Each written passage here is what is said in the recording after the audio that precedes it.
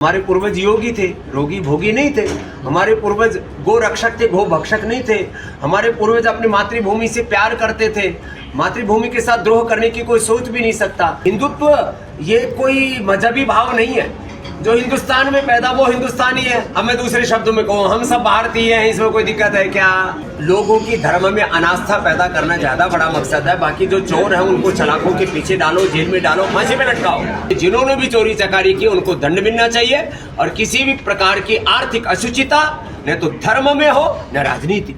जिनके रिलीजियस और political agenda है वो लोगों के पेट में दर्द होता है, वो कपालभाति अनुलोम विलोम करे, पेट और दिमाग ठीक है। वेल्थ की जर्नी जब साथ साथ चलती है तो स्वास्थ्य और समृद्धि का हम शिखर छूते हैं। हाँ।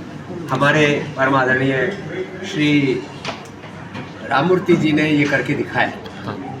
और 30 गुना तक बीएससी को ऊंचाई पर लेकर के गए।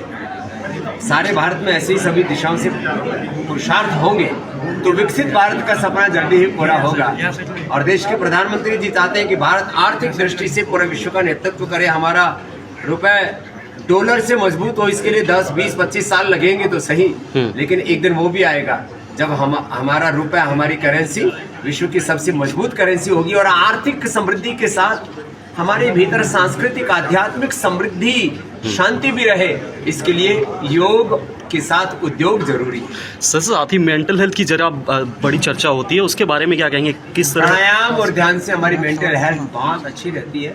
और जो हमारा लॉजिकल और इमोशनल ब्रेन का जो बैलेंस बिगड़ा हुआ है, ओवर थिंकिंग, स्ट्रेस, एंजाइटी, चारों तरफ पोल्यूशन, रेडिएशन और डिजिटल एडिक्शन जैसी जो बहुत सारी चीजें हैं, फिर कुछ लोग बीड़ी सिगरेट शराब आदि के भी आदी हो जाते हैं। एक योग की आदत से, एक योग की लत से, योग के एडिक्शन से सारे बुरे एडिक्शन खत्म हो जाते हैं और सारे नेगेटिव थॉट्स एकदम हट जाते हैं और हम पॉजिटिविटी से भर जाते हैं। सर, एक पॉजिटिव थॉट आपने यहाँ पे कहा था कि हम सारे लोगों के पूर्वज एक ही है, हम सब एक ही है। भले ही धर्म या फिर कई सारी मजहब अलग हो सकते हैं, पूर्वज अलग नहीं हो सकते। और ये एकता की बात है, समानता की बात है और ये होनी चाहिए इस देश में। और इस विचार को जब जीते हैं हम तो आपस में नफरत दूर हो जाती है। हम एक दूसरे को अपना भाई मानने लगते हैं, एक दूसरे को अपना दुश्मन नहीं मानते। और जब पूर्वज एक मानते हैं और पूर्वजों के प्रति कृतज्ञता रखते हैं। हमारे पूर्वज योगी थे, रोगी भोगी नहीं थे। हमारे पूर्वज गो रक्षक थे, गो भक्षक नहीं थे। हमारे पूर्वज अपनी मातृभूमि से प्यार करते थे। मातृभूमि के साथ द्रोह करने की कोई सोच भी नहीं सकता। जब हम एक पूर्वजों को समान रूप से आदर देते हैं और अपने पूर्वजों को अपना आदर्श मानते हैं तो राम के का रामत्व, कृष्ण का कृष्णत्व, शिव का शिवत्व वो हमें अपना लगने लगता है। तो इस देश के साथ हमारा जो इमोशनल कनेक्ट है वो और गहरा होता है। इसलिए हम सबके पूर्वज एक है, मजहब अलग हो सकते हैं, ये विचार राष्ट्रीय एकता, अखंडता, संप्रभुता के लिए जरूरी है। और ऐसा होने से इस देश में जाति, वर्ग, समुदायों और मजहबों के नाम पर जो भेदभाव की दीवारें खड़ी कर दी गई वो उठेंगी। लेकिन सर, जिस तरह आपने हिंदू राष्ट्र की बात की उसे असंवैधानिक बताया गया, कैसे? नहीं, देखो हमारा संविधान क्या सिखाता है? संविधान सिखाता है साइंटिफिक टेम्परामेंट रखो। तो ये साइंटिफिक टेम्परामेंट है कि हम सबके पूर्वज एक है। देश का संविधान हमें सिखाता है राष्ट्र की एकता, अखंडता, संप्रभुता और राष्ट्र की समृद्धि को, राष्ट्र के हित को हम सर्वोपरि रखें। तो जब हम एक दूसरे के साथ एक होकर के जिएंगे। और हिंदुत्व ये कोई मजहबी भाव नहीं है। जो हिंदुस्तान में पैदा वो हिंदुस्तानी है। अब मैं दूसरे शब्दों में कहूँ, हम सब भारतीय हैं, इसमें कोई दिक्कत है क्या? हम सब भारतीय, हम सबके पूर्वज भारतीय, हम सबके पूर्वज आर्य, हिंदू, वैदिक है, एक ही बात है।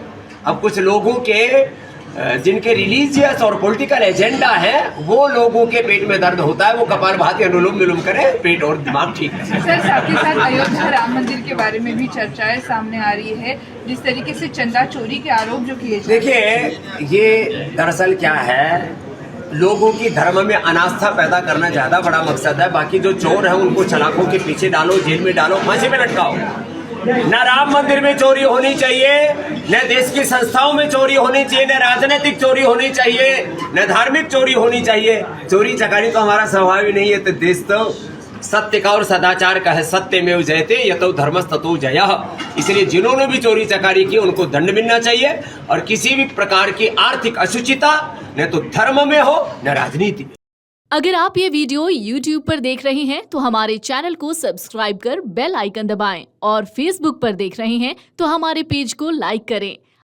अगर आप ये वीडियो YouTube पर देख रहे हैं तो हमारे चैनल को सब्सक्राइब कर बेल आइकन दबाएं और Facebook पर देख रहे हैं तो हमारे पेज को लाइक करें।